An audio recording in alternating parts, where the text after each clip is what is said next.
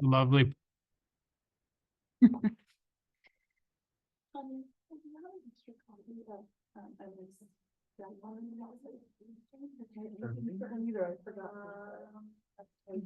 I will just get one later. I turned my phone off and then I have my forget phones. to turn it back.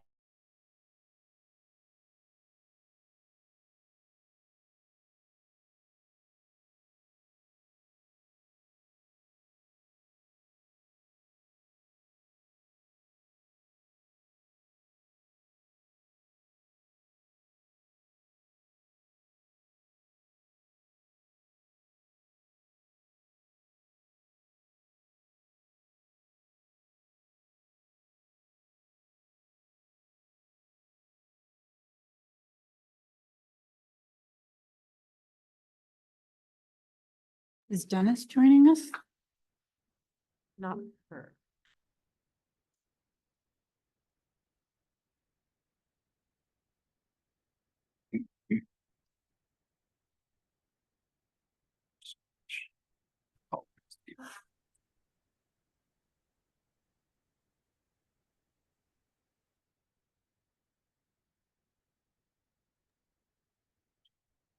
Should we wait for Will or should we? No, because he has to go across the street. Oh, that's right. Yeah. Safety first. Okay. Let me just find this stuff. Oh, wow. You can see our voice. Hmm.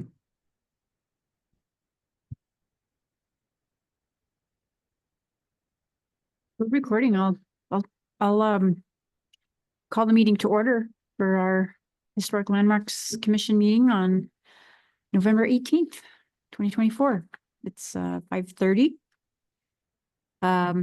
We have quite a few items on our agenda today. I'll start with our approval of our minutes from August 5th.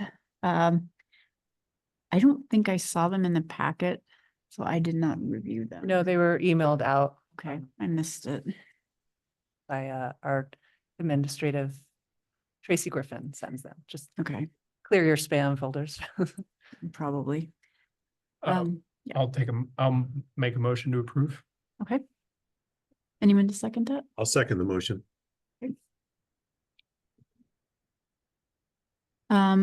Our next item, is any public comment you may have?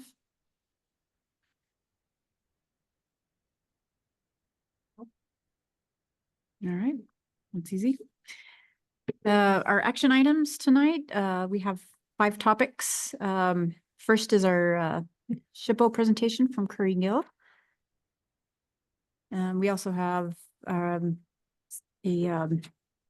presentation by Emmy Shoup.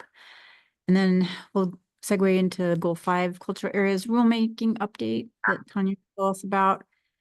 We'll go over our subcommittees. I guess that's going to probably be a bit of a discussion. And then we'll also be talking about our next CLG grant cycle. So yeah, let's start with Curry, it looks like tonight. Hello, okay, that was interesting. I had a little thinking circle on my mic for a second. Hopefully you can all hear me. Thank you for having me. I'm Curry Gill. I'm with the State Historic Preservation Office, which is in Salem, Oregon. And we're part of Oregon Heritage, which is part of Oregon Parks and Recreation Department. And I'm the coordinator for the Certified Local Government Program. So I'm here tonight to just give you a pretty high level overview of the Certified Local Government Program, how it works in Oregon, what our role is, what your role is. And I don't have a PowerPoint for it. But I'm hoping that if you have questions, feel free to interrupt and ask those questions and or save them to the end, whatever feels good for you. But I'm definitely open to this being more of a conversation as I give you this overview. But first, I want to start by saying thank you for your service. It's really great to see community members step up who are interested in historic places in the county and who are willing to take the time to work toward their preservation and encourage other folks to do so. So I'm really grateful for your volunteering for this body and also for giving me some time tonight. So with that, I will just jump in with an overview. So as I mentioned, I'm with the State Historic Preservation Office. The State Historic Preservation Office operates the programs of the National Park Service that are associated with the National Historic Preservation Act. So it's primarily federal programs that happen through the State Historic Preservation Office, which is commonly called SHPO. In Oregon anyway. In other places, they call them SHPOs, which is very entertaining to me. So some of you may know them as that if you have come from elsewhere. So our role as the State Historic Preservation Office is to help facilitate the state level of those federal programs.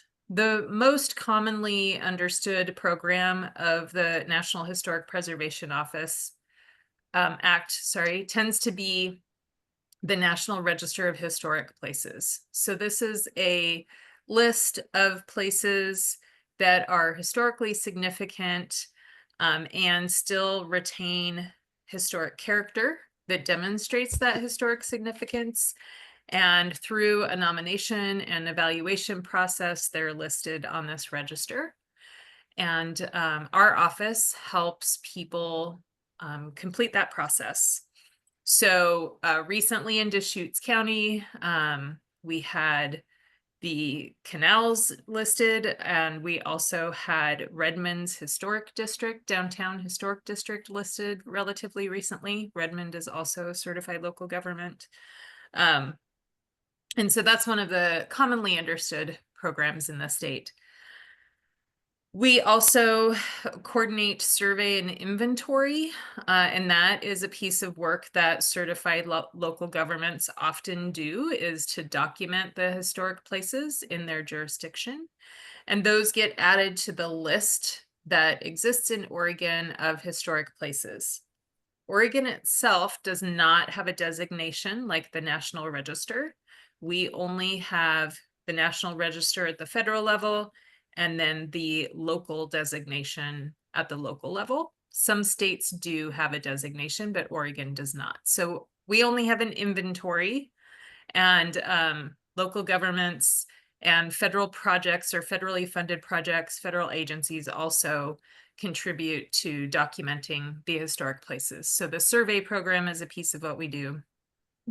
And then there's the federal compliance program that you may be aware of because you have a lot of federal agency land in Deschutes County.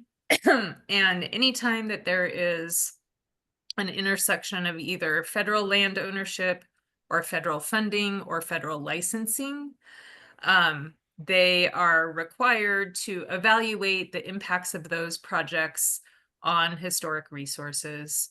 And then if there is a negative impact, they are supposed to either try to avoid that negative impact in some way or mitigate for it. So our office helps with that process as well. We get federal funding from the National Park Service to support our work, and it funds a portion of our staff essentially. And with that federal funding, we are also required to manage the Certified Local Government Program and give at least 10% of our funding to the CLGs through grant programming. So in Oregon, we're actually really big believers in the local folks doing the preservation work. You know much more about your community and the people who live there than we do sitting in Salem or wherever we live right now, but our office is in Salem. So you know way more. You understand what might be historically significant, that is maybe not significant in other communities or we wouldn't recognize. And then also you know how to work with your communities much better than we do. So preservation happens best at the most local level. We're real believers in that. We give about 25% of our grant funds to the CLG program. So that's a thing that I really appreciate. And we also provide a lot of technical assistance. So we can provide training, we can provide support in how to go about doing some of that work, how to plan for some of the work you are trying to achieve. Deschutes County did use funding a few years ago to develop a preservation plan. So that's one of the cool tools that you have at hand to determine how to go about your work. But we can always be advisory, we can show up for trainings, and provide other kinds of guidance. We also provide this network of certified local governments in addition to primary training. So we periodically have phone calls about topics related to preservation that people can ring into. We have the CLG workshop, which happens every year in the fall. We do the even years in person. So we just had it in person in Dallas. And then next year will be online. I think the focus of next year is going to be a lot of National Register and survey related topics. So that might be of interest for you.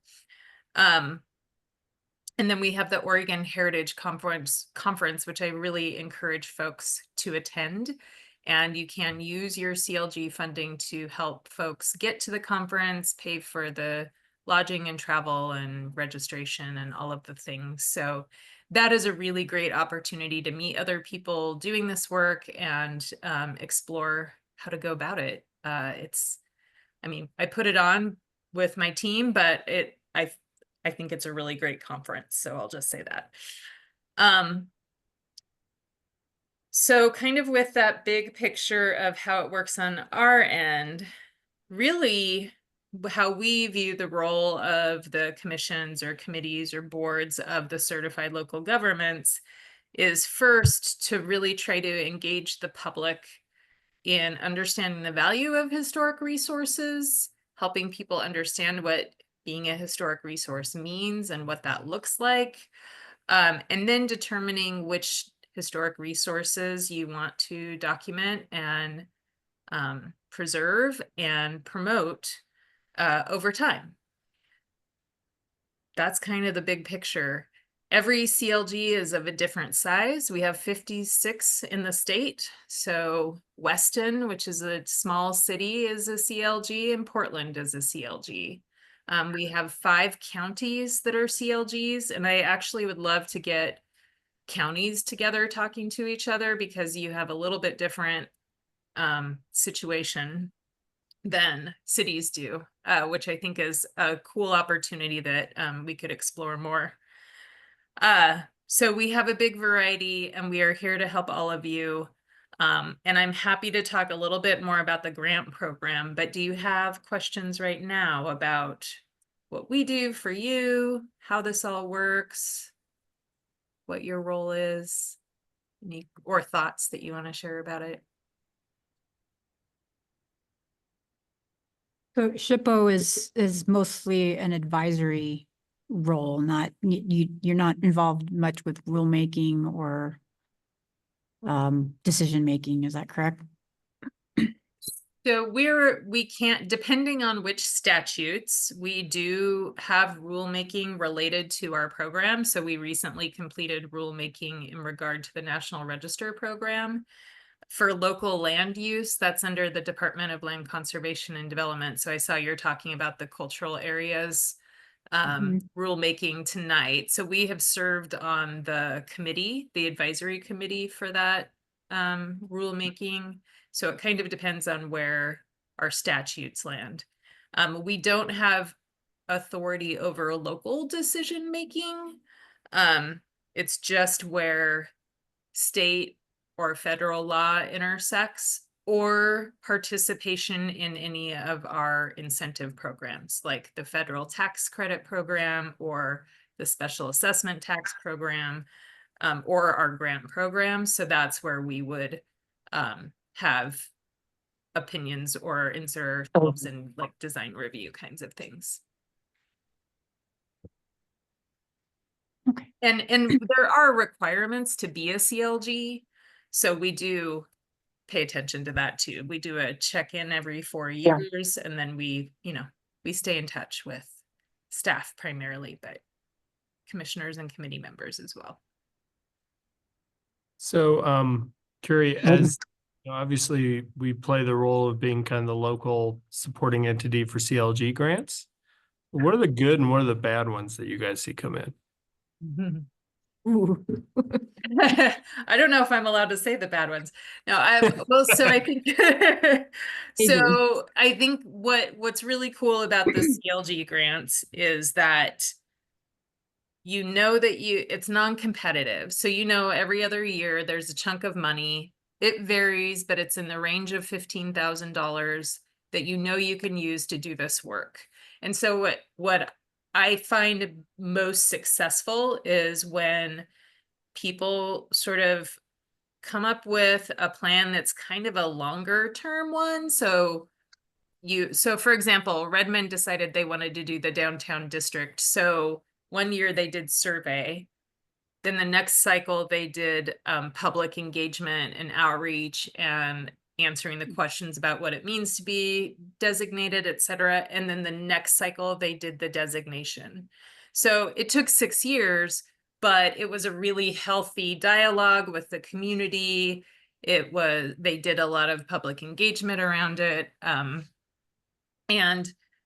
they made a plan and sort of implemented it over time. So I think that's the cool possibility with this, is that you can get the money as long as it's for the kind of things we can fund, and you're not at risk of competing with somebody else and not having that. So you can kind of count on that longer range planning. And then I would say the other thing is to always, always, always include training or conference going or things like that for the commissioners and staff, because it's easy to get super focused on just your thing that you're doing or just what's happening in your community. And it's nice to get excited and see other examples and sort of get motivation again from those activities. And then public engagement is the other one, which in Deschutes County, you have partners there that do some Preservation Month activities that are really great, sort of bouncing off of that or coordinating that together to get that public engagement. That's always critical, because if people don't care about it anymore, then you're not going to get it done. So those are the 3 things that come to mind for me in regard to the grants. Thank you. Are there any statewide trends that positive or negative that we might wish to be aware of? Any trends in terms of designations or maybe properties that may be more currently qualified to be designated, or areas of concern in the state that maybe weren't previously? Well, I mean, your next topic tonight is going to address part of that, I think. Fire resiliency and risk due to fire is something for sure in your county Right. is an issue. So exploring how to treat historic properties. Maybe more properties have been lost, and so places, and I don't know the numbers on this, but when things are lost to fire or some other event, and there are fewer and fewer of them, then the ones that are left may be more significant and might end up being more eligible because there are fewer of them that remain. So exploring maybe some of those recreation related properties or properties that are out in the more wooded areas would be worth exploring with a survey and see what's happening. or doing this proactive work like with Sisters to do some maybe some evaluations of those historic properties to look at how to do the what's it called when you trim back the trees and the brush and everything. Defensible. Oh, yeah. Defensible space. Yes, thank you, defensible space. So like maybe you do a program for a bunch of those historic properties and help get volunteers out and create the defensible space, or you do an assessment of materials that they might be able to use to make them more resilient in a disaster situation. So definitely fires and disaster response, alternative materials are a thing. So more and more different roofing materials are being accepted as both preservation for historic value and also for disaster related defensible properties. I think there's a lot of interest in a variety of like different themes of resources that we're seeing out there. So things, some of you may have heard of the Chinese Diaspora Project that has touched Deschutes County for sure, where we're looking at maybe places or communities that have not been included in designations so far, and now we're kind of getting more information. It's sometimes harder information to find because it wasn't in the regular historic record that we use. So sort of expanding those things that haven't showed up thus far in Oregon's list of National Register properties that could be added now. And rural places for sure is always an important piece. And you, as a county, you have a really cool opportunity to capture some of those properties that are in unincorporated communities if they have interest. Just to follow up, are you able to use any research from LiDAR? Have you been able to employ that as a There- resource there to identify definitely has sites been. that maybe we didn't know about beforehand? For sure, there's a lot of LiDAR happening on the Okay. archaeology side of things for sure. But I think we could find even more remnants of older like hunting areas and things like that as well, like historic from the early settler or early Western settlers. Great. Well, thank you. Carrie, I'm trying to figure out the best way to phrase this question, but in my 9 to 5, I deal with wildland firefighting somewhat. And one of the things that always comes up when talking to the firefighters is, you know, they get these resource inventories in the wildlands.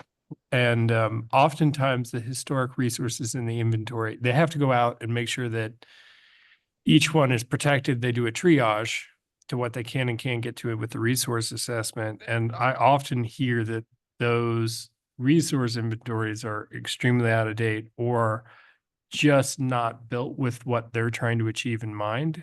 And I was wondering if you saw any inventorying going on where people were trying to integrate those concerns. Particularly, we had 1.8 million acres of fire east of the Cascades this year. So that's kind of what I'm thinking about. Yeah, this was a big year. So yes and no, I will say. So I have seen we are starting to do some survey examples that incorporate kind of all of the hazards. So using kind of the hazard mitigation model that local governments and the state are using to sort of layer in the risks into that survey. And we have the State Historic Preservation Office has definitely had communications with OEM and FEMA both, because we're trying to also make it meet what FEMA requires so that people don't have to change that if it gets to that phase of things. So the conversations are happening. It would be really cool to see for a CLG to think about some models of what that would look like. And we did not get great. I was kind of expecting a little bit more from California over the last few years, but the folks in Hawaii have been doing some really good work, sort of evaluating what happened there and providing some recommendations for how to be better prepared. And some of that is around surveys. So I would say there's conversation, there's not a ton of action. We're way behind, but we definitely are interested in making it better, for sure. Thank you.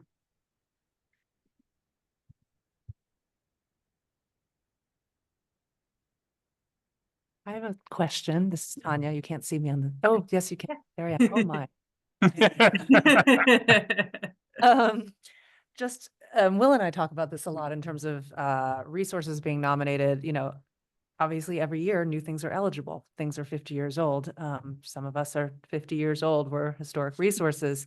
I'm just wondering, Carrie, if you've seen a lot of new nominations by local governments of sort of the newer stuff, and what those type of resources are. That's something we talk about a lot here. It's just like, what could be coming online that could be potentially considered a resource and a historic resource. And, it's very different from kind of the old Grange buildings or what have you. And I'm just curious if you could speak to that. I know every county is very different or every area is different, but. Yeah, sure. So most of what we're seeing is more in the cities, where they have neighborhoods that are kind of mid-century, because there's such a volume of properties in the 50s and 60s that people are still trying to figure out what makes it significant, right? So we have seen some 1950s and 60s houses come in to play where it's like a really important architect in that realm. But when they are looking at an individual house for historic reasons, determining what kinds of features need to be there to demonstrate that significance is something that people are really exploring. So we've seen more neighborhoods because they're designed like a neighborhood on purpose, like the layout of the whole neighborhood is a piece of the story, and then architecturally significant things. What we haven't seen much of yet is so we have a lot of designated downtowns in the state, but we haven't seen any nominations come in for some of those kinds of architecturally significant buildings, like bank buildings. There are a lot of mid-century and brutalist kind of bank buildings or insurance buildings. They, for some reason, like cool architecture, and we haven't seen much of those. But the city of Salem's city center is that 1970s brutalist concrete with an open like courtyard area, and that was recently listed on the National Register.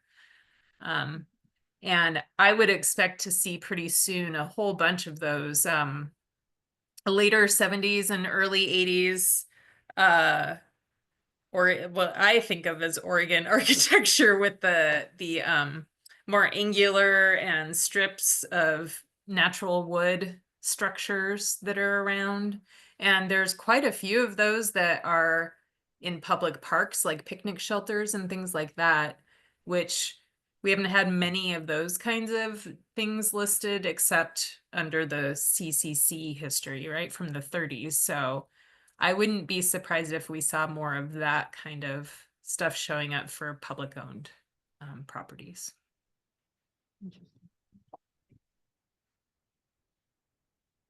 My dog keeps demanding attention right now. Sorry if I'm moving weirdly.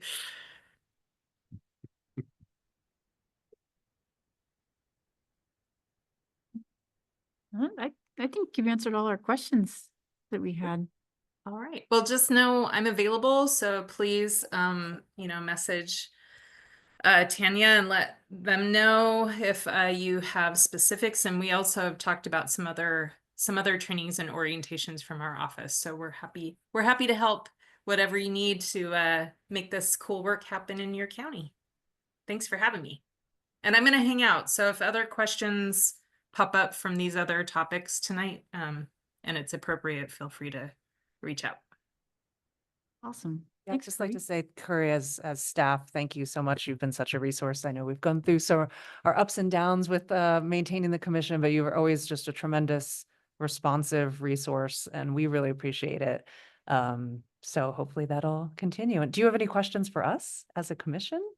Or not to put, No, I don't think so right now, but it'll be fun to listen tonight. I'm curious how you have a cool agenda tonight. So yeah, looking forward to it.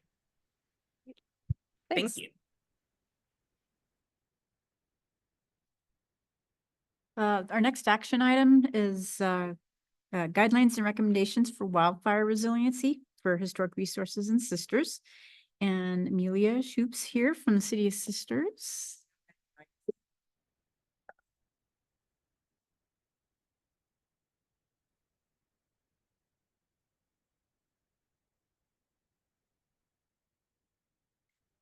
All right. Hello, everyone. Thanks for having me here tonight. It's great to see you in person. I think this is my first time in person at a HLC meeting. My name is Emmy Shoup. I'm the associate planner with the City of Sisters.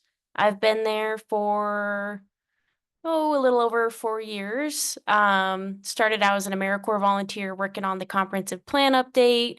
And through that AmeriCorps program, got to work on an historic landmarks walking tour brochure. So that's kind of how I dipped my toe into Sisters history. And since then, I've gotten to work on a couple CLG grant cycles. And I'm going to talk about the latest one that we went through. So I'm going to pull up my presentation real quick.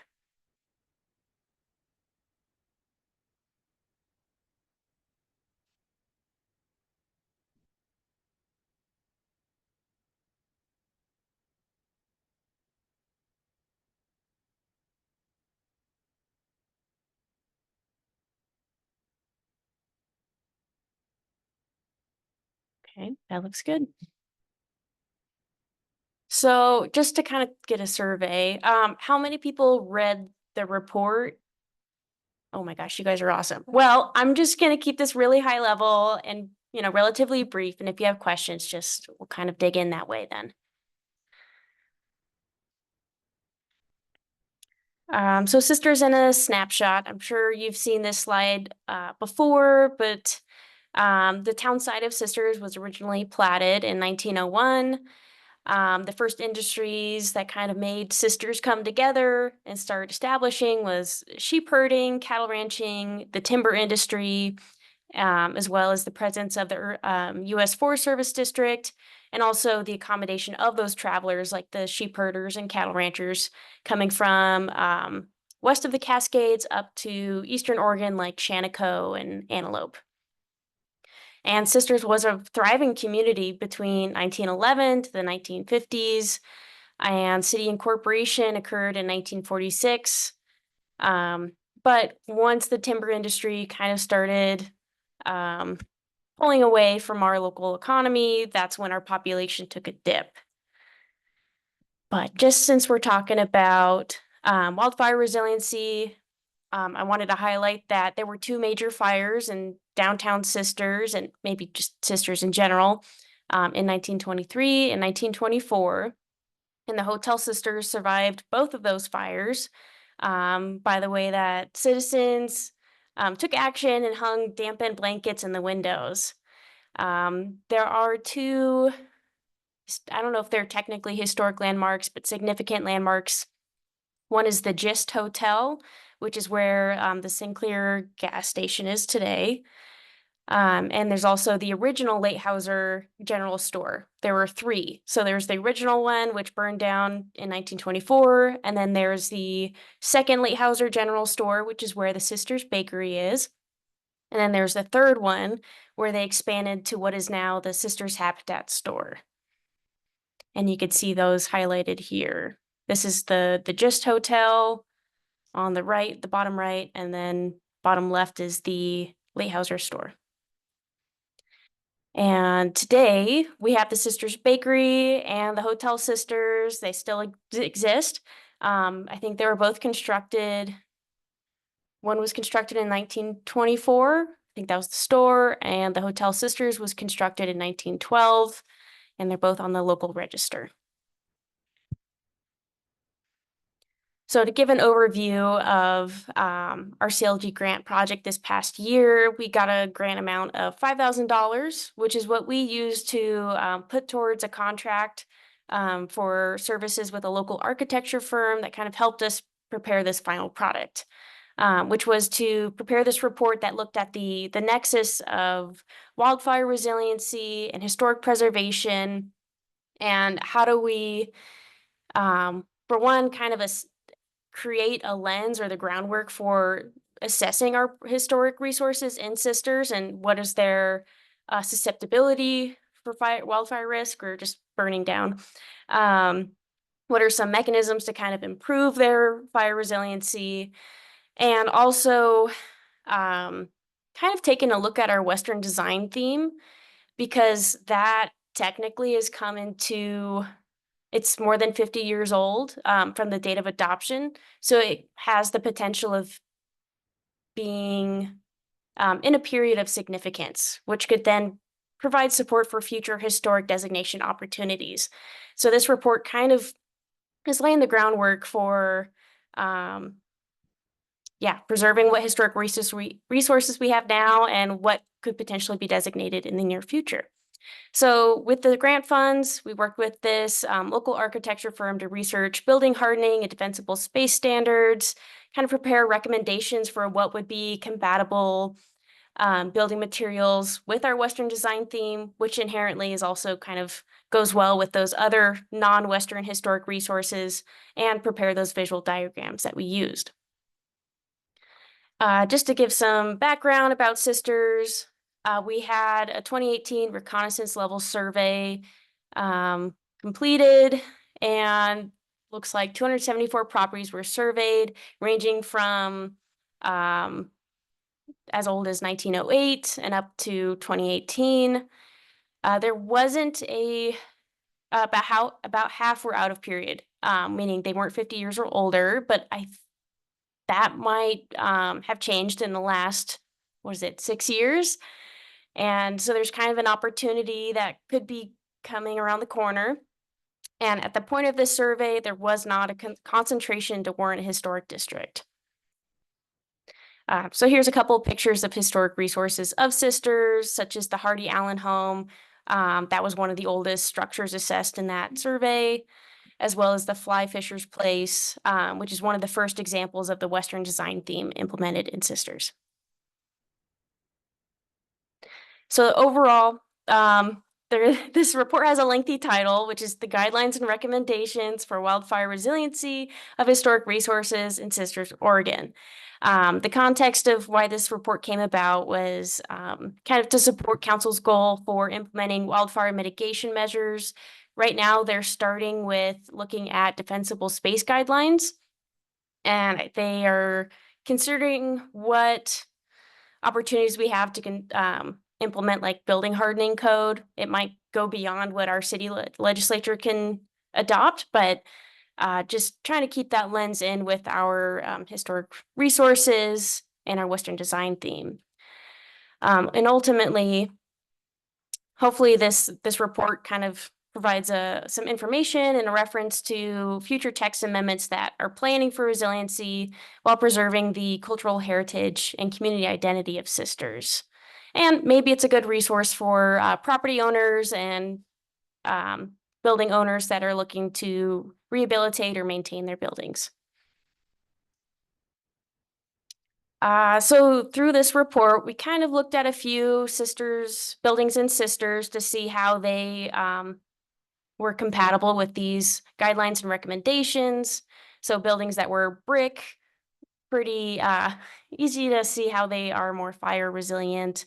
And then there's facades that are like more simple, such as the Sisters Bakery building. And because of more simple facades, there's less ledges. And so It's less likely for there to be embers that accumulate on ledges and therefore start a fire. And we looked at different techniques or alternatives for building materials that might still honor that Western design theme, but would be more fire resilient. So one of the recommendations was, shoot, I'm going to butcher the name. It's like shogu, something like that. It's like a way of Fun. Yeah. Shugiban. Thank you. Where you basically pre-treat the wood by burning it. And it has this beautiful effect. And other methods were just putting a screen over these windows. It's, I guess, technically called glazing, or a way of improving the building hardening. So at the end of this report, there's a really awesome matrix. I had a great time making it, that kind of correlated the recommendations that the consultant put together with what the Western design theme guidelines are. And 8 out of 22 of the architectural elements of the Western design theme would meet those recommendations or guidelines for wildfire mitigation just outright. But the other 14, either it wasn't applicable or were not compliant with those guidelines for wildfire mitigation, which would be features like untreated wood siding and trims, fabric awnings. So like the Sisters Saloon has fabric awnings. Those were not compatible. Also second-story ledges or balconies, oiled surfaces, wood benches, and fences close to buildings. But through these recommendations for alternative materials or defensible space, all of these could be brought into compliance with those fire hardening and defensible space recommendations. And of course, there will be some buildings where it's just not appropriate to change the exterior building materials. And so that's where maybe leveraging more of those defensible space standards is a better and more appropriate mechanism to use than building hardening. So it was great to, complete this report and kind of get Curry and Tanya's insight along the way. And now we're aware that there's another grant cycle coming up. So we're looking into what types of projects sisters might be able to consider as in anticipation of that grant. So if you have any ideas or feedback on what projects you think sisters should be considering, that'd be great to hear. Otherwise, I'm happy to take your questions. Has this report, or will it be communicated to the downtown businesses? I don't think we've gotten that far. We've put it in our city newsletter, which goes to whoever subscribes, but I think some broader and more intentional outreach with that information would be helpful. So I'm glad you bring that up. You see this as a report that that you could distribute if you get inquiries directly to the city, or someone trying to find information on, I don't know, the website perhaps?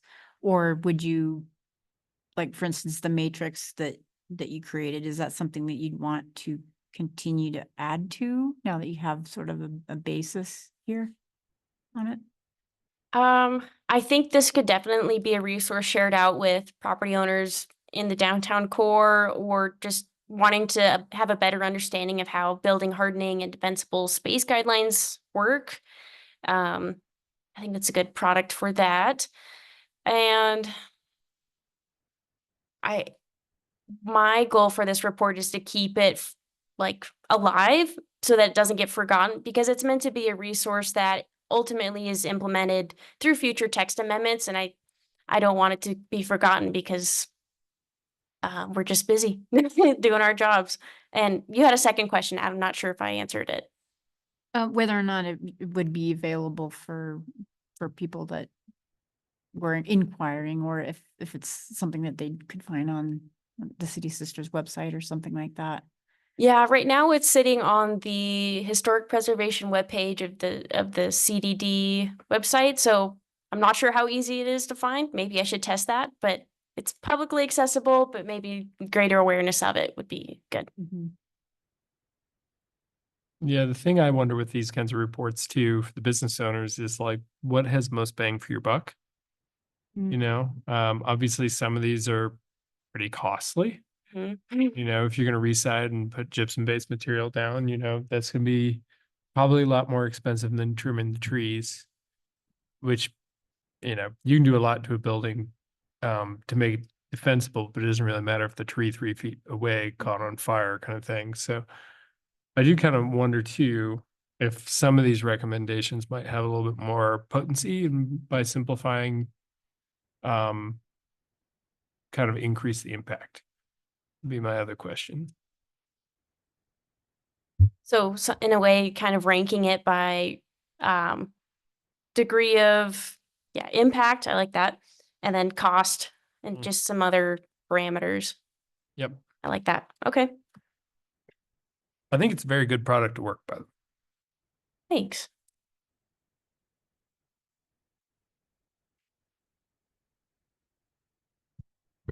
Just thinking out loud here a little as we talk about this topic and CLG grants upcoming, maybe Mhm. in the future, some sort of, bolstering, not letting this sit on the shelf and doing some like cool outreach or, that type of thing, or really promoting this, whether that's a mailing or, just a specialized website or something to sort of further it and like, be proactive, hey, business owners, it's just a half-formed thought, but it could be something CLGE perhaps in the Yeah. future. Yeah, that's where I was wondering too, if there's a good way to packetize and communicate this to people on a kind of a systematic basis and whether or not there's some need for funding associated with that. Mhm. Yeah, and you definitely have been building that way. I mean, starting with the inventory from 2017, 2018. So it's like, it's good to see that all of that effort that, we started with during that grant cycle is actually, you're gaining momentum, I guess is a good way to put it. So, to keep, like you said, to keep building on it and you don't want to let all of this effort, end up just sitting by the wayside. You want to keep improving on it and yeah. I could see this being, depending on how, I'm already thinking of next year's preservation month stuff, but would it be possible, depending on what the setup is, where our, where we do our kickoff or whatever for next year? I mean, we haven't even done our planning meetings. Those aren't until January at the earliest. This is something potentially that City of Sisters could have set up like as a, as a visual information, just depending on, of course, what our kickoff looks like, or maybe it's an actual event that happens in Sisters, that we could have, listed during the month of May. So just kind of throwing that out there as ideas of just outreach, ways to get, people, local residents interested and aware. Yeah, and I think the other thing I'm wondering about too is how many within the city, and particularly within this kind of historic area of focus. I know we don't have a district, but again, things don't matter. You can fire harden, but if you have another building next door that's on fire, it might not have been a historic resource building, but the outcome's the same. And then the other one part I wonder is how much of the municipal buildings and infrastructure in this area meets this set of recommendations, because in terms of creating demonstration, that's probably the easiest people to get to and then communicate for future budgeting and other things like that as those buildings go into maintenance, that these are the standards we should be looking for. Lead by example. Yes. It's a good point. I was really shocked that Sugarban met the Western design themes, but That's usually a modern take on It might be a stretch, but but it's wood. I mean, it's It's natural wood. I mean, it's cladding. very rustic. yeah, if you do it right, it looks a lot like black paint, but It does. yeah. Could you clarify what you mean by compliance of the architectural elements and how that fits into the fire prevention plan or recommendations? I'm not quite clear what the purpose of that was. Yeah, so maybe if I use the word compliance, maybe that's not the best word. Maybe I did use compliance. Compatibility or ease of integrating those standards. Whereas how feasible would it be for our current guidelines to be inherently like wildfire resilient? And where's there some like materials that we should put some attention to, and like, okay, how do we mitigate the additional risk that these materials that we're recommending builders use? Maybe there's some alternatives that I see. we can offer. Okay. Thank you. Thank you. Anything else? No, I think I'm just following Tanya's way of thinking right now and trying to think through the best way of I mean, your matrix is a very good way to start, but packetize that for a business owner in a way of kind of understanding the fire risk and mitigation and potentially push the good neighbor aspect of it. Because like I said, if one building catches on fire, on either side, they're at risk. And so, is that a way of potentially getting a little more potency in terms of the communications? Rather than public shame. I'm always ready to go down that. I mean, my first thought was like, well, can we align this with the inventory and rate buildings for risk? But that probably has its own downsides. So Yeah. No. On that. Would a brochure that kind of makes this a much more user-friendly, I don't know, reference be a good? Or even how to self-assess for your risk. So it doesn't have to be a public you data go. resource, but it's the way of trying to understand your material usage and that kind of Mhm. stuff on your building and do a self-assessment. Yeah. Yeah. Mhm. Particularly if you could make it, I'm just thinking of almost like doing your own survey of your building, but just based on like, here's our website to go to.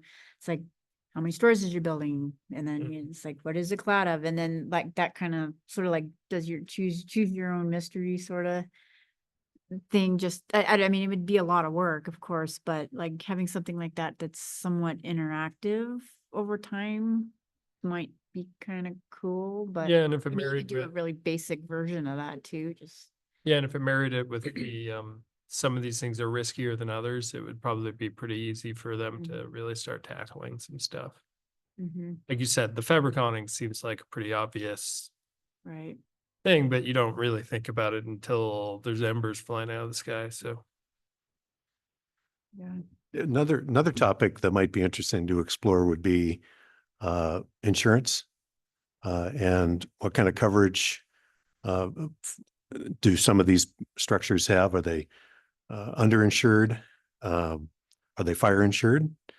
And have they been assessed by the insurance companies? And that would go for the city of Sisters too. The city of Sisters probably has an umbrella coverage for its own buildings and might be able to use some of that as a leverage to improve overall fire safety in the community. Thanks.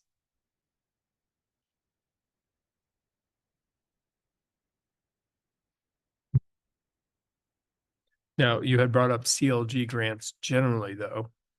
Were there other kind of resource concerns or things the city is looking at as potentially like a funding need going into the upcoming cycle, or is that January conversations when we get started? I'm not quite sure how to answer that. I think we'd just be focused on the CLG grant. If anything, it's a matter of making sure we have enough capacity to take on that project and seeing what's an appropriate project for what capacity we have, and making, like Rachel was saying, it would be great to keep the momentum that we've had. So we're just kind of identifying a feasible project. Cool.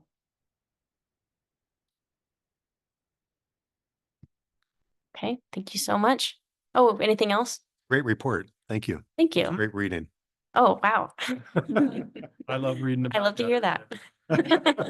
City of Sisters has always been tremendous with CLG grants. You guys have done just a ton of work in all the years that I've been doing this, and it's due to Emmy. And no, you just create great products, and it's nice to have the the city part of the CLG grant, you know, because that's, you know, it's a different thing than the rural counties. So we're really thankful for your involvement and your hard work. So Great. Well, I'm grateful to be a part of that opportunity. It's been fun. Okay, thank you all. Thanks, Emmy.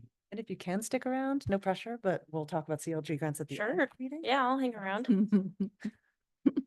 Sure. Good.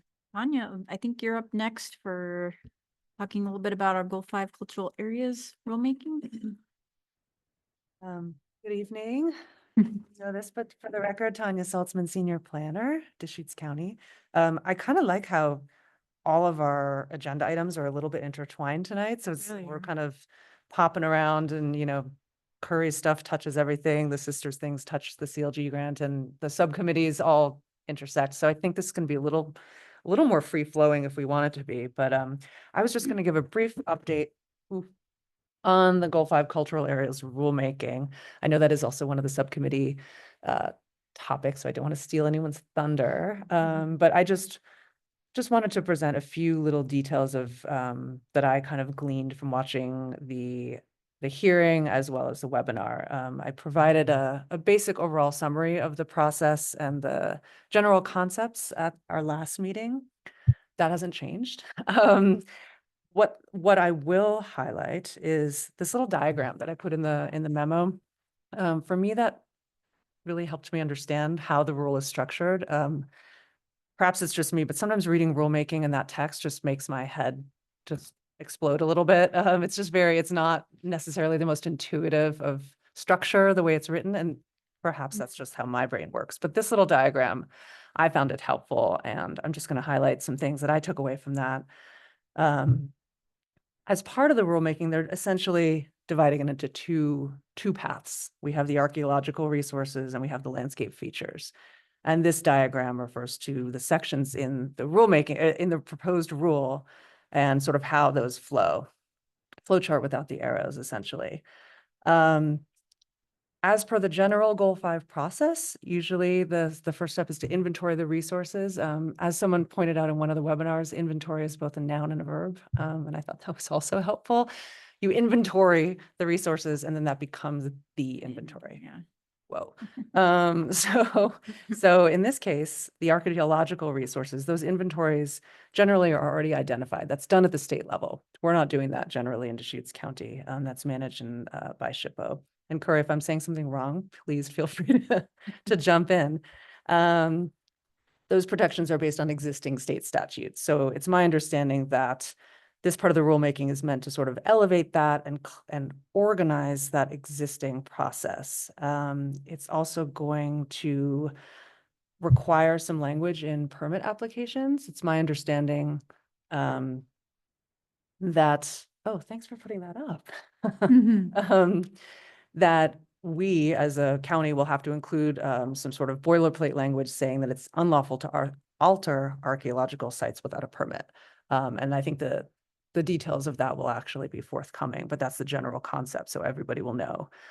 Notice is a big part of this. You know, we are required to give notice of land use applications of certain types in general already, but this would sort of extend that notice. It would be provided to tribes concerning applications that involve ground disturbance that are reviewed through a public process. What confused me at first, I was just wondering, well, which tribes and for what stuff? Because that seems like an awful lot of stuff. But it's been clarified that there will be a process where certain, you know, the tribes will identify the geographical areas that they're interested in or the types of applications. So that will help kind of distill what would actually be needed to, what we'd need to provide notice for. Because as you can imagine, providing notice about every single application is a costly measure because it is by the Postal Service generally. So it's a thing. So that would be kind of already organized prior to this rule being implemented at the local level. The other path, as I've noted before, is the landscape features of cultural interest. So this would be basically a new category of a Goal 5 resource. So right now we have historic resources, we have wildlife resources, we have surface mining, you know, all types of Goal 5 resources. So this would be essentially a new category of that. And the rule would rely, it's providing the legislative infrastructure for counties to be able to nominate things in this category. So the same way we were just talking about nominating a historic building, there's a process to do that. This this describes that process for landscape features of cultural interest. So that's a new category. We don't have to do it as a county. It's going to be an organic process. Some counties might suddenly have, or cities or whoever, a huge list of stuff that they want to nominate or nothing. It's really up to those local governments. And then the subsequent rules about notice and protections would come from there. So that's kind of going to bubble up from the local level, which I thought was interesting. The notice for that would be, again, to the tribes of applications occurring on rural lands. There'd be two parts to that notice. First, the initial application, just saying, hey, we received this application. Not a ton of details, but just kind of getting the signal out there. And then there would be a subsequent notice once the application is complete. So in other words, the planner or whoever the staff member has made sure that this application all the pieces are there, all their ducks are in a row, providing those tribes with a notice, or excuse me, a link to the actual application so they can see what's being proposed. And ideally, they would be able to participate in the public process, and therefore the applicant would have the potential to modify their application. If a tribe is saying, this really doesn't work for us because of A, B, and C, potentially, in theory, the applicant would maybe be able to modify. Maybe they'd want to cluster their development or move it over here or what have you. So this is just intended to increase and improve the notice, essentially.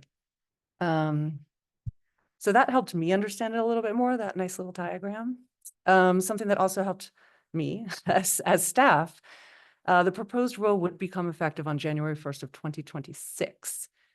This would give time for implementation guidance. There would be potentially model code provided to local governments, which as staff, that's super helpful for them to provide that to us so we can implement it. There's still always tweaks that you do on the local level, but yeah, as well as model language to include in those application documents. So just really giving us templates for how to do this, which is great. And that's also, that time period will give time for consultation with the tribes to discuss what I mentioned earlier, deciding what kind of notice they'd like to receive, who wants to learn what about what and where, all the W's. There might be some funding for technical assistance to help us do that, which is great. Let's see what else. Oh, there's something that I thought was interesting that came up in, I think it was one of the webinars. How do you address cultural significance for non-tribal areas? And I think we spoke about this in the last meeting. It's not just Native American stuff that might be considered significant. So who's the judge of that? Who's deciding that? And I think they're still working through that. One of the examples was a Chinatown, for instance, in a certain community. TBD on this. I don't think they have worked that out. Maybe they have by now because the next hearing is in a week or two. But I think in general, the gist is to be more inclusive rather than more exclusive. So, why not, of course, but that's their general trajectory, I think, from what I understand.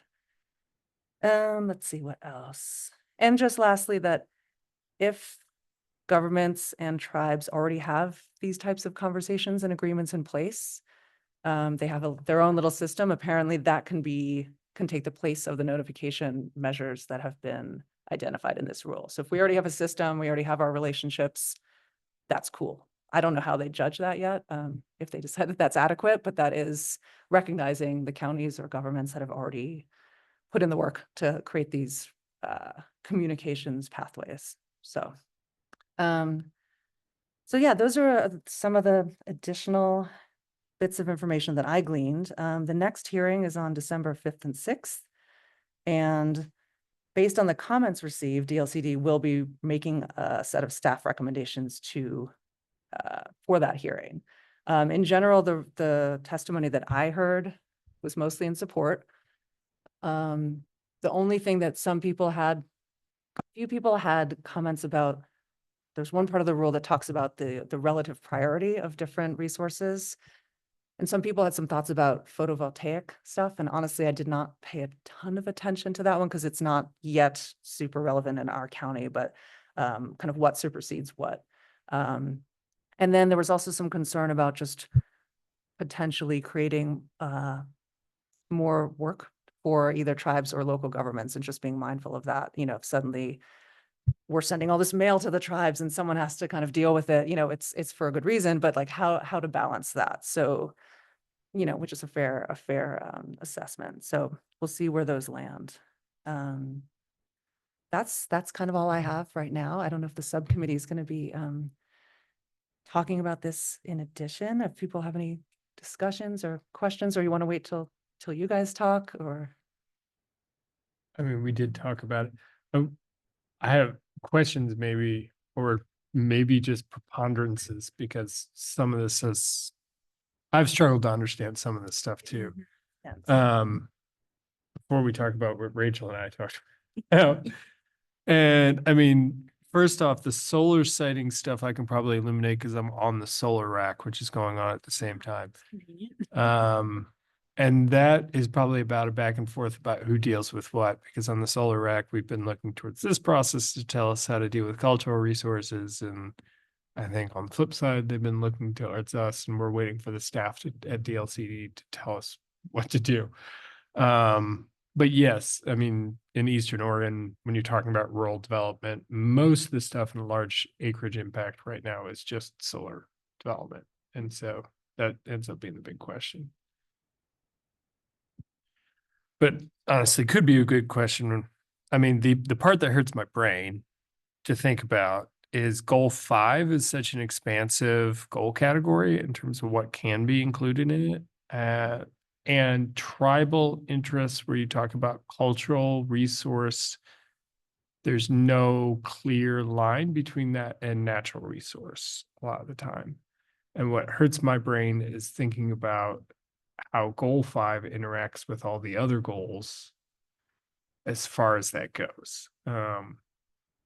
Because when I've heard about the tribal interests in a lot of these things, a lot of it's first foods and historic treaty rights, to hunting and foraging and other resource gathering and that kind of stuff. And so, yeah, it's complex as far as that goes. So that definitely is the sticky part. And I think what I'm waiting to hear out of the remainder of the process. yeah, that's a good observation. So does DLCD still have more information to share? Or are they, I mean, it sounds like it's just the next hearing, and that's like the final one, Yeah, isn't it's it? my understanding. So public comments have closed. Yeah. And I'll just note also that we did not give any comments, and the Board of County Commissioners did not. I think totally fine. But yeah, I'm not totally sure if there's going to be, I think if there's going to be changes yet at this point for that hearing, you know, for instance, adding language to talk about cultural areas that are not tribal. I'm not quite sure where that Yeah. is in the process. Like if they're gonna have like a definitions list or some, There are definitions in there now. yeah. But perhaps they will be revising them a little bit for this last one, because yeah, and then they're issuing, DLCD is issuing staff recommendations for this hearing, but it's a matter of, you know, will they do that in a deliberative period like we do here? I'm not entirely sure how that works. And the board can always reopen it too. Yeah, so I mean, just because the staff is issuing the guidance, it doesn't mean the board needs to accept it at that meeting. So they can tell the staff and the RAC, we have been just told that's a possibility on our RAC, to go and explore and can extend the time associated with it. So that also could be an outcome.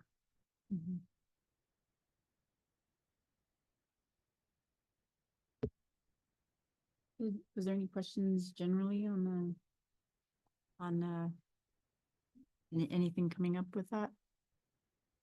Save it for the subcommittee Yeah. talks. Yeah. I'm fine segueing right into that. Those, The it's, rest of us want to. Yeah, our roundup is basically we'll be talking about the 4 subcommittees that we had between our commissioners. Cultural resource work was Mark and I.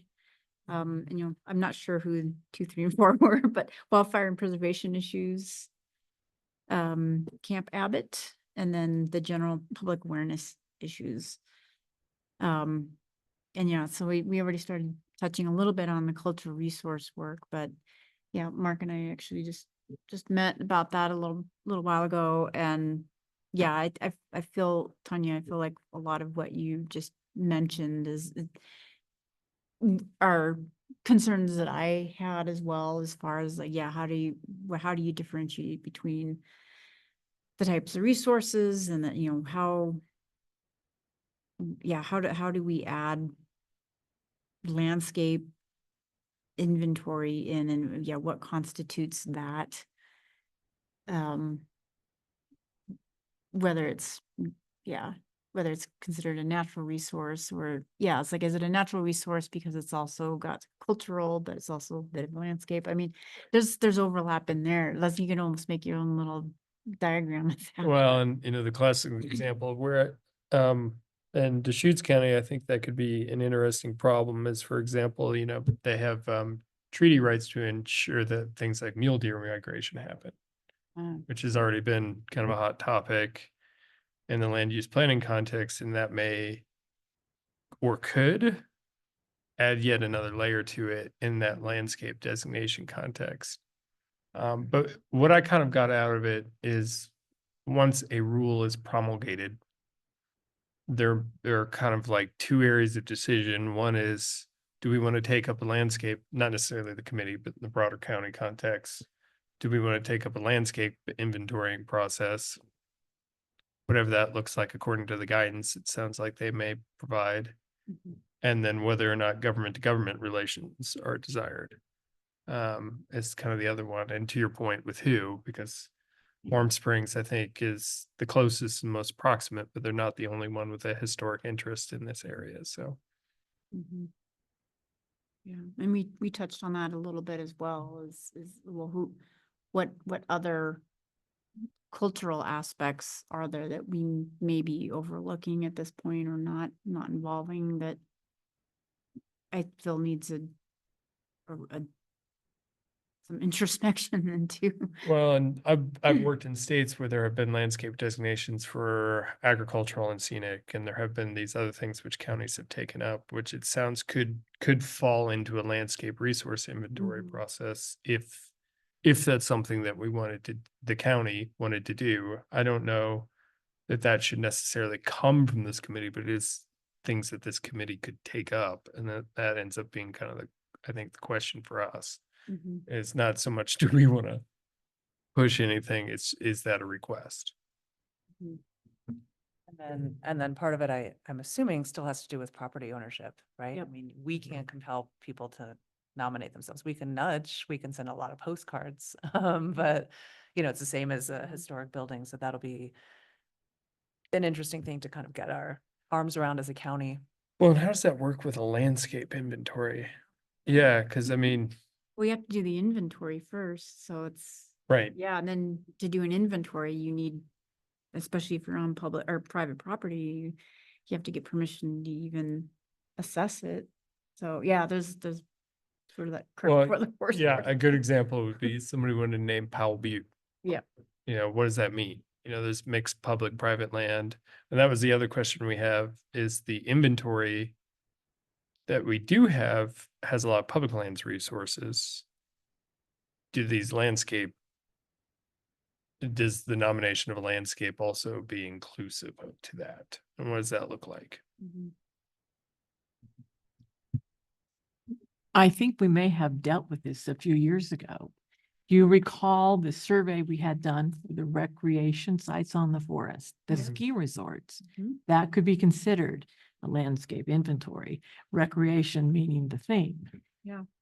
Yeah. And we ran into the same question then, public lands versus private enterprise.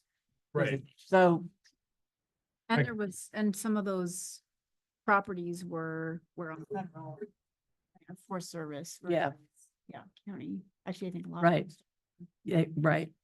Well, and the question to me is this being somewhat different. If you, for example, did a Nordic skiing landscape, not sure we ever would, but you know, to me, the potential for that to be a permitting issue broadens because you're not looking at facility sites.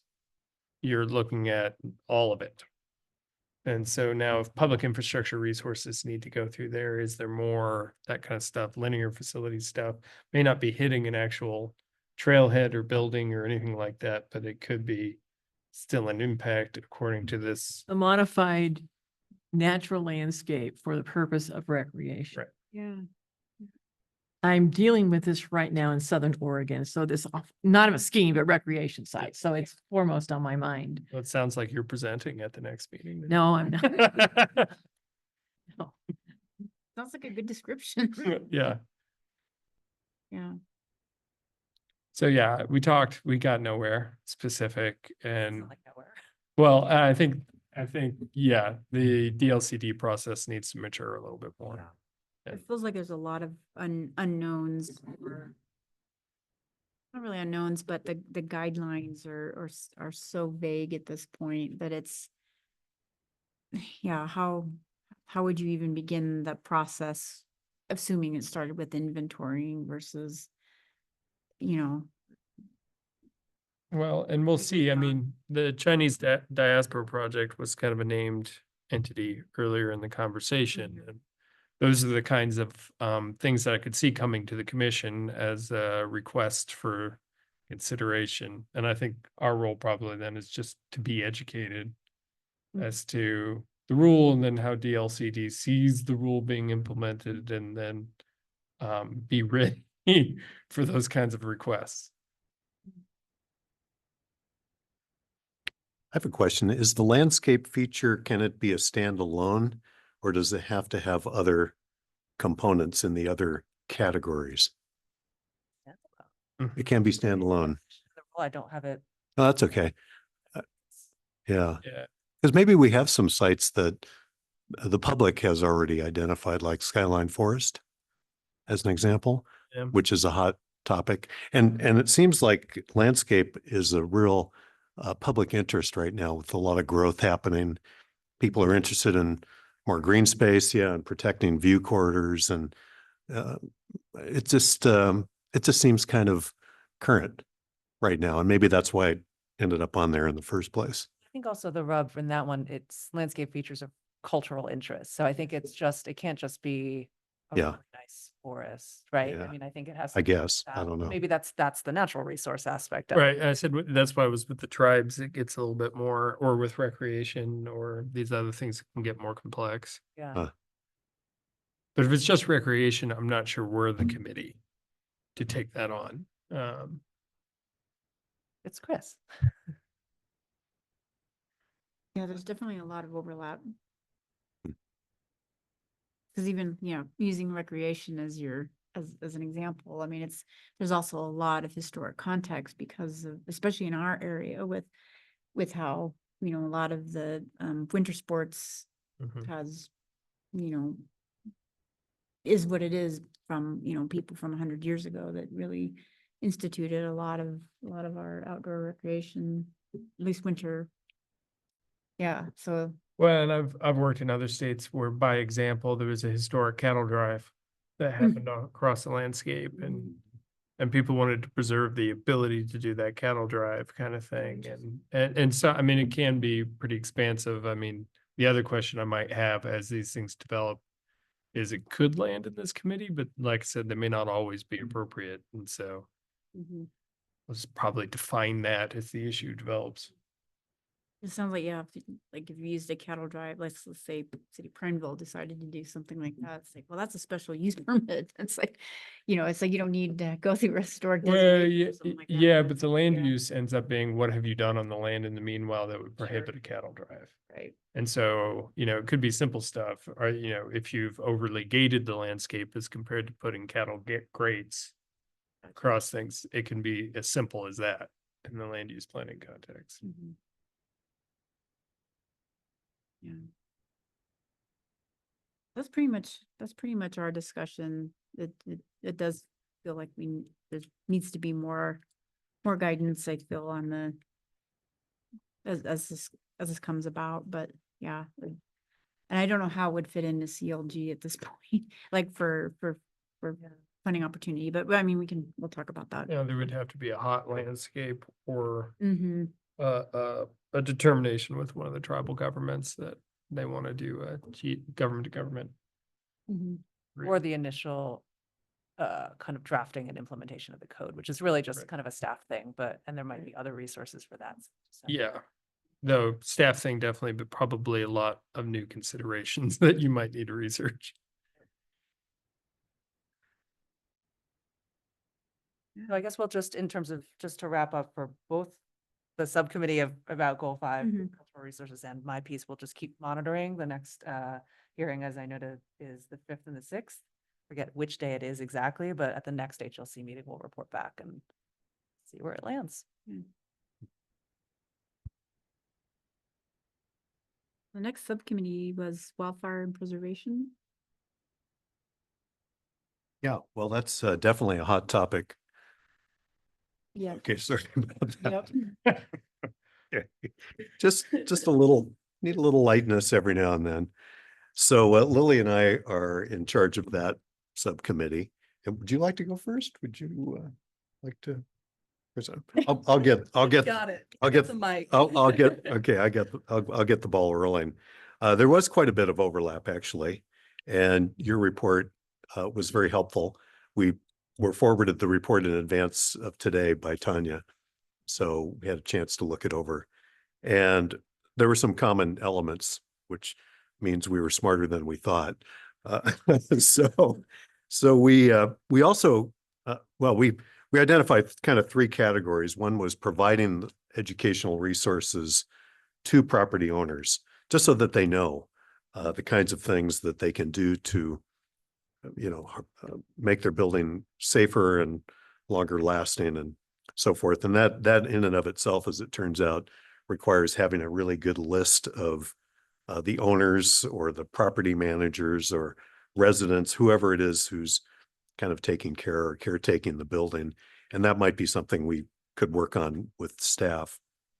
And then the other was kind of maybe identifying the risk level, which you brought up too.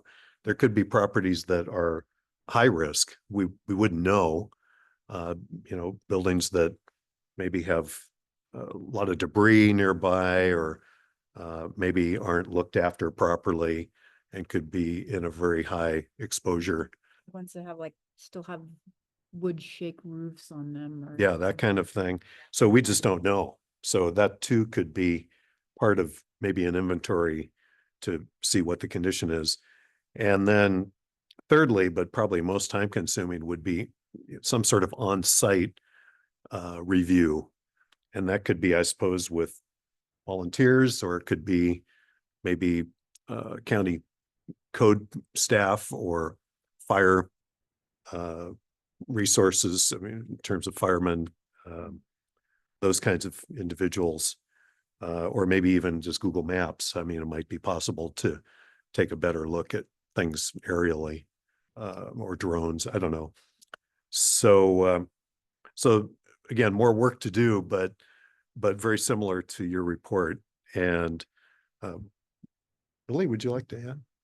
Yeah. Sure. Well, I was just thinking, thank you very much. I was just thinking in terms of your report and what we could maybe add or what you could go further with. I really liked the idea of outreach to those building owners and making the information available, I think would be really nice. Because just looking at it, you have some great graphics. I think there's defensible space, so easy to build on.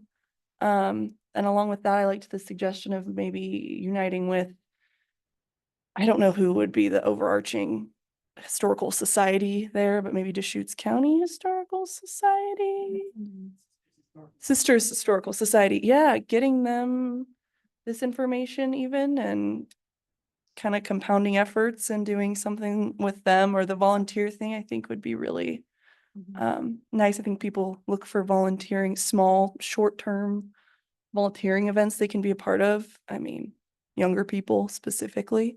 So if we had, give some kids some chainsaws and tell them about defensible space. Yeah. But something along those lines, I think a volunteer something, then everyone's getting educated as well. And I guess, wildfire is one risk, but there could be other risk, vandalism, other kinds of things that might be worth just kind of I guess in an assessment of a property, one could kind of look at, see what other hazards might be evident, flooding, wind. There could be some other things that could drastically damage a building beyond repair. This shows how negligent I have been at reading election news outside of certain areas, but did the Deschutes County ballot, SWCD ballot pass? Because Oh, it was close, wasn't it? I didn't see whether it did or not. Fire district, I mean? well, no, the SWCD had a ballot, Conservation district. yeah, Yeah. and one of their stated goals for the passage was wildfire resilience. That's right. It was. And so I'm actually wondering if there's potential for partnership and that they might have significant resources towards hardening, armoring, doing at least portions of it. Obviously, they're not gonna be able to do, hardening on the outside of the building, but can do defensible space and that kind of stuff. So there could be some, interesting partnerships there, assuming they got the money. But I think they did. See it. I think it County did. clerk's website. Okay. Okay, thanks. Yeah, that's good news. Oh, wow. Yeah, I remember looking the next day and went, yep, that's not resolved yet. Yeah, so I was kind of wondering about that. And also, to Curry, when discussing that, being that a lot of the stuff in our inventory is very rural. I have had conversations, the example that steps in mind, wildland firefighters in Harney County, they just get this list and map of all these cultural resources that they're supposed to defend. And one was, I can't remember the name of the homestead, but a historic homestead out there. And then when they got out there to find it, the only thing left of the homestead was a stone well. So, and this is Harney County, so they'd taken a 2-hour drive and then, Yeah. had to redeploy to another site. And so I do kind of wonder if inventory refinements in that context informationally would be beneficial and how to communicate that with, our disaster management people. That's interesting because in the underlying documents that support our Goal 5 list, they had to do an application and a burden of proof and all of that. They usually say, yeah, only the stone something is left, but you really have to dig to get to Right. it. So it's usually on some scanned, slanty, like mimeographed thing that you can barely read anyway, but having that information readily accessible would be helpful for everybody, because sometimes not even emergency related, but sometimes the owner might want to do a renovation or something like that. Just having that data elevated a little bit might be good. And I guess related to the wildfire risk, and I thought this is what you were gonna say, Mark, but was when they, the firefighters, like, you have a wildfire and they get handed this list, okay, here's our structures. Aren't they directed to try to protect those resources if they can? But if they don't even know how many, people or engines or, apparatus to send out there to protect a structure or a location. Yeah, it's if they don't even know what to send as a resource there, then it's kind of wasting their time and energy. And I think that's what Curry was indicating. They were working on a framework to better inform disaster management people. So it may not be ready yet, kind of thing, but I do think that's probably something worthwhile to keep an eye on, particularly if we could do a partnership with like the SWCDs where that's squarely in their thing. And there are definitely resources that need a lot of attention during a wildfire. And there are resources which are more or less an archaeological site. Things are buried, and probably have burned 5 times since then. To your point, Tanya, it's an archaeological site at that point because it burned. rather than a historic resource site. So, yeah, that kind of stuff I think would be a beneficial thing for us to keep our eye on, and maybe we could add CLG funding to the pot. I'm wondering if there's, I don't know if you can hear me, sorry. I'm wondering if there's, I've just in school stuff with natural resources, there's frequently ArcGIS programs used. I'm wondering if there's something like just in also going along with what we were learning earlier about, the overarching CLG stuff. There, we could have some communication with, say, like Lane County, because we have a lot of stuff just right over. And if they're firefighters or they have local wildland firefighters, they're going across county and they're not, specifically going just in one county and knowing where they're at. So maybe more of a statewide as well could be informative. Obviously, we're not going to take that on and create the statewide list of resources, but just seeing what other people are doing and how they're communicating it. Do you know more about what's communicated to the wildland firefighter? Just a list? Well, generally speaking, the wildland firefighter themselves knows nothing. Yeah. But, Yeah. yeah, Given that information from Right. respective cultural resource specialists. Right. And Okay. Like, for instance, sites I have around Pine Bluff Reservoir on reclamation land, we have given that information to BLM because they're our first responders from fire. Mm-hmm. So they have, Okay. in theory, that information. And that works on the federal level. I don't know how it works on a state fire level at all. Okay. yeah. There's the state, and then do we have RFPAs in Deschutes County? I think we do, which are kind of even below state. Who are all fighting fires. The RFPAs are kind of self-organizing around things, and that's kind of an interesting question because they are often the first response to a lot of these fires, and those are the rural fire protection agencies. Closest.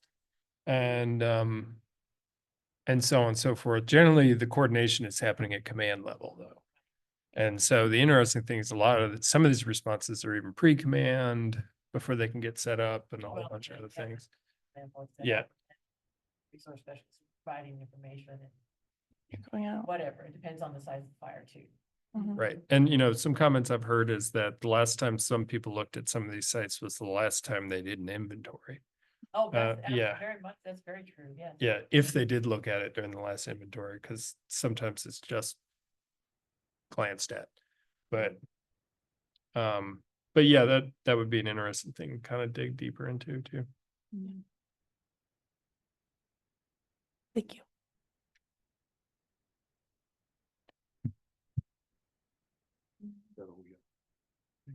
I feel like that pretty much. Yeah. Oh, also just, we're considering other natural disasters. Yeah. And also, we like going with fire right now, very relevant, but We do have a lot of flash flooding. and stuff. there's, yeah, Mhm. hand in hand, earthquakes cause other issues down the road. Okay.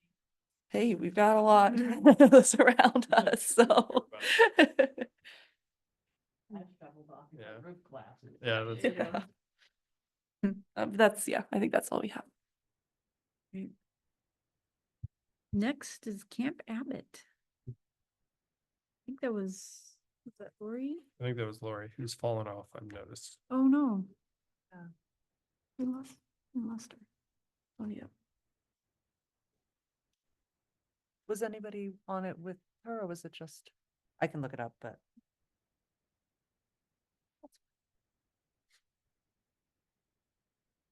All right, we'll come back to Camp Abbott later. The last topic was general public awareness. I'm assuming that was that you, Chris? I'm not on one of these groups. You're not? Oh, Oh. And Dennis is not in either, is he? So I think that might have been. I think it might have been Dennis. do too. I can't remember who was on which day. Pulling up the minutes. It feels like an eternity ago. What was the thinking behind the public awareness category? It was just general, a lot of the stuff that Curry was alluding to, just Uh-huh. how do we make historic preservation issues more at the forefront of people's minds? How do we make Mhm. people aware of what the HLC does, Yeah. what the HLC does not do? Just general, how do we make things better, whether that's a website or social media or Mhm. self-promotion. Maybe that's a little of the Historic Preservation Month opportunity to kind of just build that up. Exactly, and that's definitely been our sort of, I mean, as long as I've been on the commission, that's been sort of our go-to like outreach or, you know, trying to get just the general public, you know, involved in some way. I mean, the other way that outreach is basically like with the county contacting historic property owners and I mean, there's limited amounts, methods, which seems like we should have plenty, but then again, I sometimes I still kind of rack my brain trying to think, what else are we missing? And like, what else can we do to get that involvement that doesn't include social media or, you know, going to a website or, you know, something like that. And I feel like we have the basis set for that kind of stuff. And I mean, I think a big uh, leap that the county made was doing the story map a number of years ago. And I know we've talked in the past about embellishing that a little bit. I mean, that's probably overdue for an update as well. We could probably talk about that during the CLG part, but you know, I feel like some of that interactivity and easy to search information is really, really good. But yeah, there's yeah, Preservation Month is sometimes it gets a little bit challenging because we're trying to just jam pack so much into 1 month and it's just, I mean, it would, you know, there are, you know, a lot of the nonprofits throughout the year or throughout the year will do different presentations. And of course you have like, you know, the Deschutes County Museum, they do their history pub. You know, the consistency of a lot of those presentations and stuff does happen. The library does like a bunch of series on different, you know, historic topics too. So, I mean, there's definitely stuff that's consistently done throughout the year. But when it comes to like, what is, you know, what is historic preservation and what does the commission do and how does the general public, I don't know, it's like you're either trying to get people to understand like how does it benefit them or why they should be interested or why should they care. It's And it's not just for the people who own the historic properties. It's you know, not, no. just general interest, you know, hey, Mhm. stuff that happened in Deschutes County. right. Or just, you know, did you know that this building, blah, blah, blah, blah, blah. Just, yeah. That series, Little Did I Know, Mhm. it's been very helpful. Yeah. Because he will have a topic that's history Mhm. related or, he's at the Historical Society every week, I think. Getting information, that's really interesting. Yeah, that's a And good point. they're well presented, so. Yeah. I and that's forgot nothing about we've those. had anything to do, with, but Uh-uh. we are kind of reaping the benefits. Mhm. Okay. Yeah. I would say that also in just, if anyone ever has any random ideas or just, you know, for instance, or the City of Sisters just made this great report. We could try to, you know, put it out on our social media of the county as well. Mhm. You know, they're always kind of asking us, hey, do you guys have anything? So, you know, feel free to just shoot me an email, be like, what about this? You know, because Okay. it's helpful. Yeah. Yeah, even if it's just a link to some other link that just to get the dialogue going. It doesn't necessarily have to be something that the HLC is doing, you Mhm. know, in my opinion. Well, the other Um, thing that I don't want to, I don't think as a commission, we want to be always reliant on the other historic societies because they're already doing so much on their own. But yeah, like Three Sisters Historic Society, and then of course the Deschutes Historic Museum do so much. You know, because they they have a lot of really good outreach. They have a lot of followers and, social media wise, so.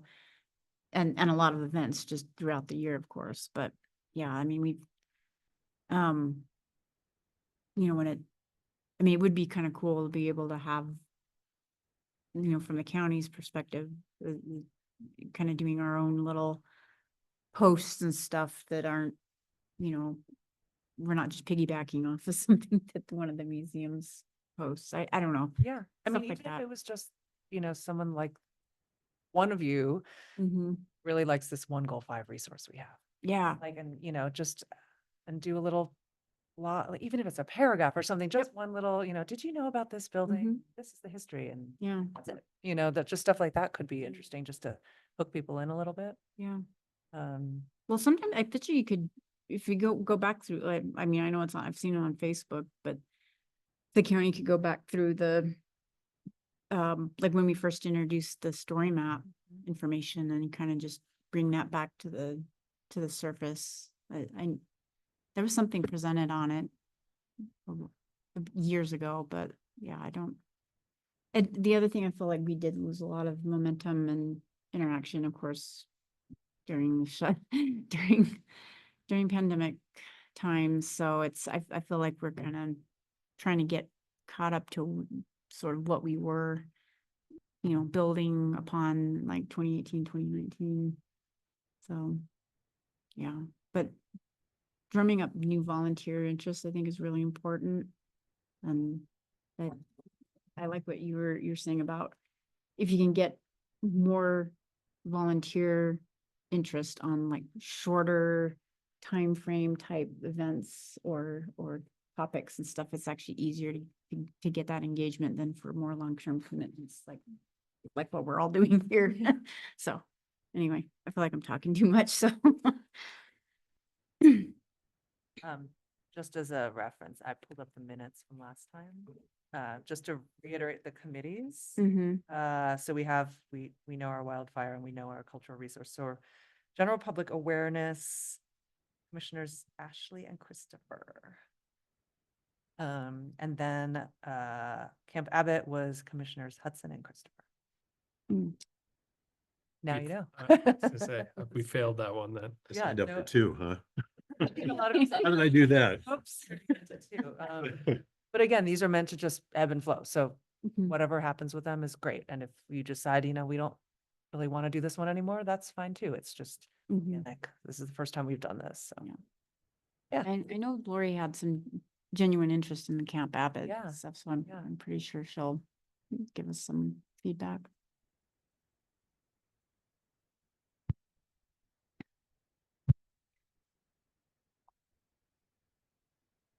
Great. So our last topic is the next CLG grant. So starting in 2025. And I think Tanya, you're gonna. I'll gab a little bit That- about it. I mean, I think it kind of all leads to this. I think it was really helpful to have, again, Curry kind of explaining the big picture of everything. Timeline wise, the way we meet and the way the deadlines for the grants are is a little awkward and it always has been. So usually the deadline is late February for staff to submit an application. Prior to us submitting an application, we do have to get it blessed by the Board of County Commissioners, which is usually not a huge deal, but it does add some time into the process. Our next meeting is the first Monday of February. So sometimes and I'll discuss this at the end, I might ask what your thoughts are on a special January meeting, but I just want to open up the floor to just, we've talked about so many things. If anyone has any just hunches or ideas or just general concepts of things they might want to explore in a CLG grant for next cycle. And if you just want to let all of this sort of marinate and sink in and discuss it at a later time, we can certainly do that. But just wanted to open up the floor for now in case you have any light bulbs based on what we've been talking about tonight. Summarize the last cycle's list. The last cycle, I don't have it in front of me, but the main thing was the Sisters Wildfire Resiliency report. And that was for the money itself was for consultant services. Yes. And that was really the bulk of the the reimbursables. The rest was mostly staff time, so it was a lot of kind of administrative stuff, in-kind staff time. As you might recall, that's when the HLC was a little bit in flux, so we did all of the kind of recruitment and all of that stuff did eat up a lot of that time.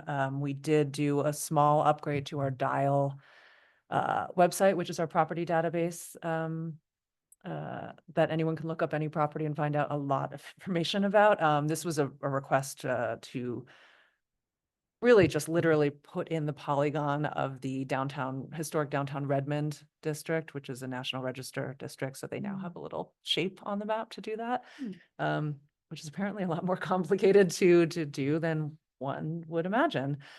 I'm trying to think of what else. Those were kind of the main topics. Just general outreach. We did a mailing to owners of historic properties, pretty basic mailing to just say, your historic property, the HLC is here for you. Here's our website, you know, that kind of thing. So that was the gist of it. In the past, Sisters has done a story map for their survey. They've done a brochure of their walking tour, printing that. We've done things like, I believe we purchased audio equipment, right? Yeah. So it can be just buying stuff or doing stuff. It really runs the gamut. Some Preservation Month activities. Some of it is as simple as buying poster board or time, volunteer time, also counts. One question I always have is, I know it supports training. Sorry? Training, Yes. Yeah. and whether or not you as a staff saw any training needs, training wants in terms of furthering kind of historic missions, historic preservation missions, that kind of The stuff. more training, the better. And we've been remiss in really having that. And I think Curry is an amazing resource. She knows of all the training that exists, or not all, but she knows more than I do. I would ask her, maybe not right this moment, but she's suggested in the past some opportunities, whether those are conferences, webinars. If you guys see things in your travels, or in your internet travels that appeal to you, that you think would be good either for you as individuals or as a group, please let me know, because that could be a thing. I'm not sure. You know, it depends if it's remote and how much money it costs, if there's travel, et cetera, et cetera. But I think any sort of training for all of you is that's what we want, because most of you are new and it's very open-ended. Curry, are you still there? I am, yeah. Hi. Hi. Do you have, I know you've mentioned to Will and I about some potential training opportunities, but do you have any kind of can't miss trainings that you might suggest for this group off the top Well- of your head? Well, I mentioned the Oregon Heritage Conference, so that one is one I recommend. It is every other year in person, so spring of 2026 would be the timing for that. My favorite professional conference of all time has been the National Alliance of Preservation Commissions Forum. It is also every other year, so it would be summer of 2026, and I'm not sure where it's going to be this time. It was in Florida last year, so I imagine it will be a little bit closer. But it is so practical and useful, and it is exactly the work that you're attempting to do here. And yeah, it's a great conference. So there's also the National Trust for Historic Preservation. That usually happens in the fall, and that one's annual. And then our CLG workshop, while there's no charge when it is in person, it is often west of the mountains. So, getting per diem and transportation covered, and lodging if needed, could be used for that as well. Does the NAPC one have a theme usually, or is it just sort of a general? Yeah, Like, they are they- usually do a theme. I didn't get to go this year, so I can't remember what I it seem to recall was. that Florida one was maybe very city focused. I might be making that up, but I guess we'd have to explore that. Future themes. This gives us a lot to work with. What's the acronym again for the National Association Forum? So it's NAPC, National Alliance of Preservation Commissions. They also offer trainings, so they could come to you, or if you wanted to help host and have also Bend and Redmond and whoever else regionally come. Oregon City did that year Mhm. before last, and they are doing some work. They're doing some disaster resilience kind of planning work in a lot of their workshops. So I know clearly that is of interest to you all, so that might be worth looking at. It looks like next year is going to be in Minneapolis, but they don't have a theme yet. I mean, not next year, in 2026. Mhm.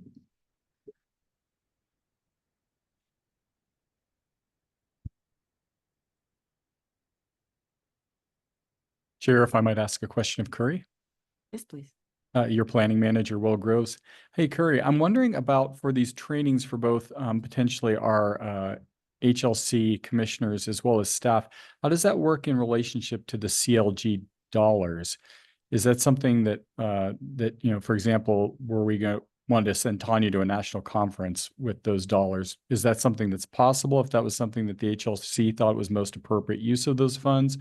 Or could we, for example, pay for, the HLC members themselves to attend a conference? Are those dollars available for those purposes, and are they commonly used in that way by other HLCs? Yes, and yes. And what we usually see is you can use, whether it's staff or commissioners, you can also use their time attending as match. So you can pay for all the registration, all of the travel costs, etc. And then the time that it's taking can be used as match to the grant. Great. Yeah, so that's something we haven't really used it at Yeah. all for before, and that would be interesting. I think that would be something for the commission to think about is, to particularly, there's limited dollars, but for example, if, you were all to agree that it was worthwhile sending one or more of you to something, and maybe you had a relative in that town and we're going to visit them anyways, and, we could pay for the conference. I mean, we end up sending staff to training on similar formats where we don't, have enough dollars to pay for the airfare plus the lodging plus the conference.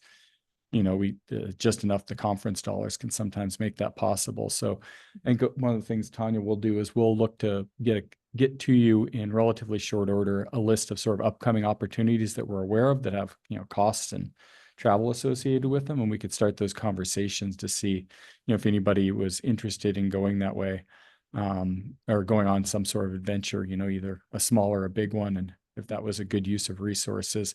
I think that's something that we've really been lacking as an organization. I don't know that we've ever done any really official paid training. And, the other thing we could do is we could also, if we've done at the staff level, we've asked, when somebody's gone to a training that's really good by an expert trainer, we've asked them to in turn come and present at our particular, for our staff as a paid event basically. And so if you knew somebody who was, as a paid presenter was willing to show up, and present on Zoom to the commission as a part of this meeting, that would also be something that we could do to get some training in. And that would then be available, of course, it's recorded, it's available to the public. I think there's a lot of value for, the difficulty with conferences is there's a lot of resources in getting to somebody to one of them. And then they have a significant obligation to report back everything they learned. Those ones that we can get a trainer to us have a lot of advantage in terms of cost, especially when people can present remotely these days. And personally speaking, I was particularly for staff, if there was any training needs, I know when budgets are short, training tends to be the first thing to get cut.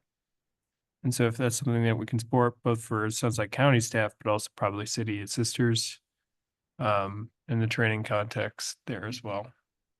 Somebody's going to Minneapolis. Hey. Thank you.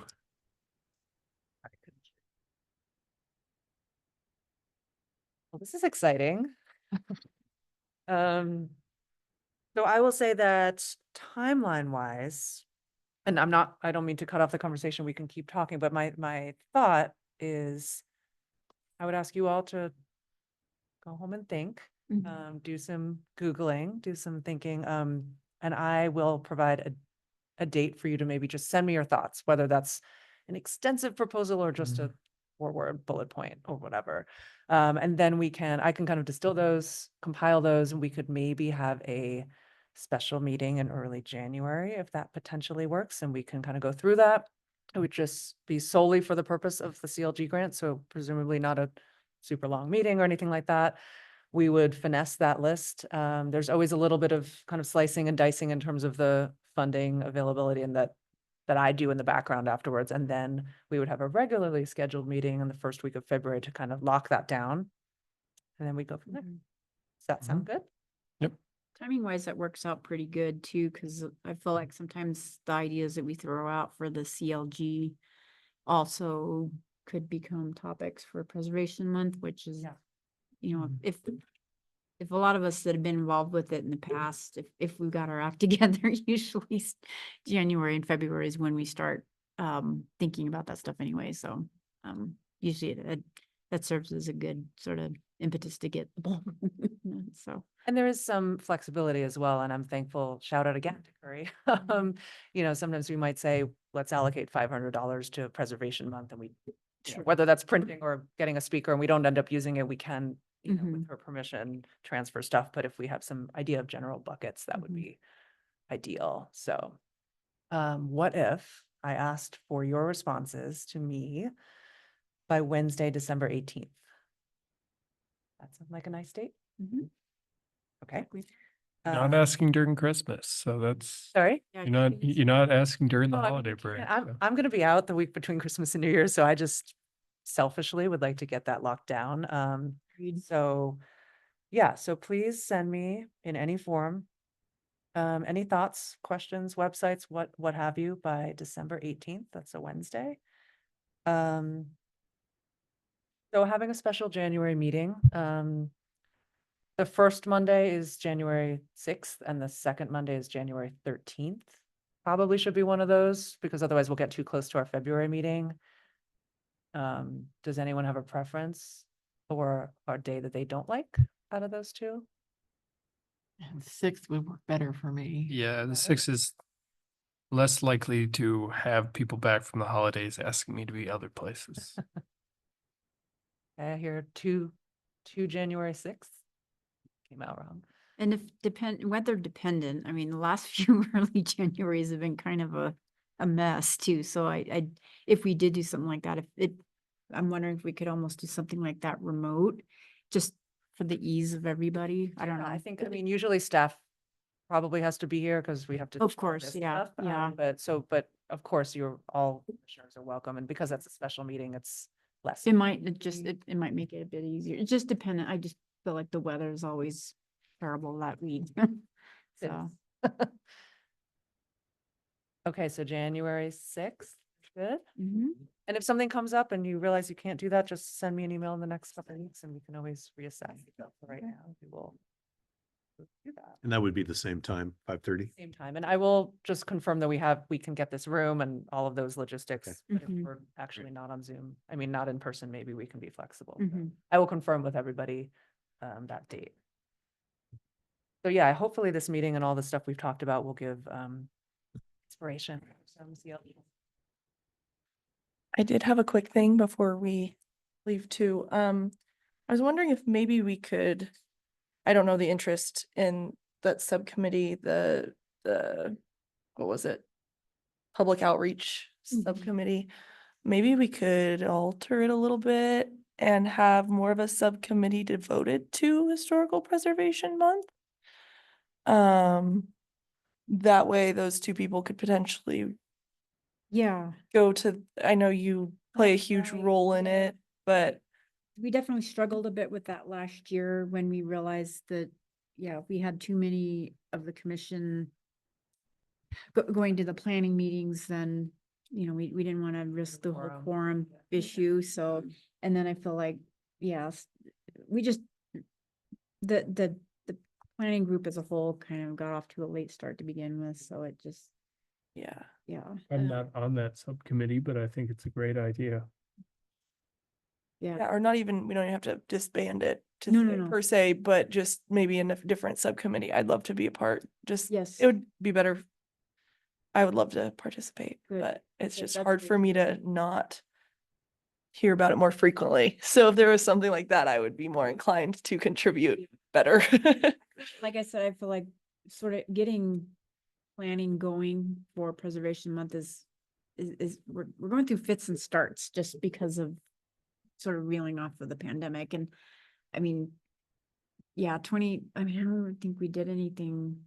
We didn't do anything in 2020 or 2021. And I mean, I don't even remember. Yeah, hardly had, anything to really, like, we didn't do kickoffs and things like that, but Mhm. even last year's was a bit, or I'm sorry, last May was a bit subdued as well, but yeah, I think it's a great idea. Great. Yeah, for sure. So, we need a motion? I don't think so. If we wanted to maybe change the general public awareness subcommittee to like maybe community engagement or something, or do we want to like rename it?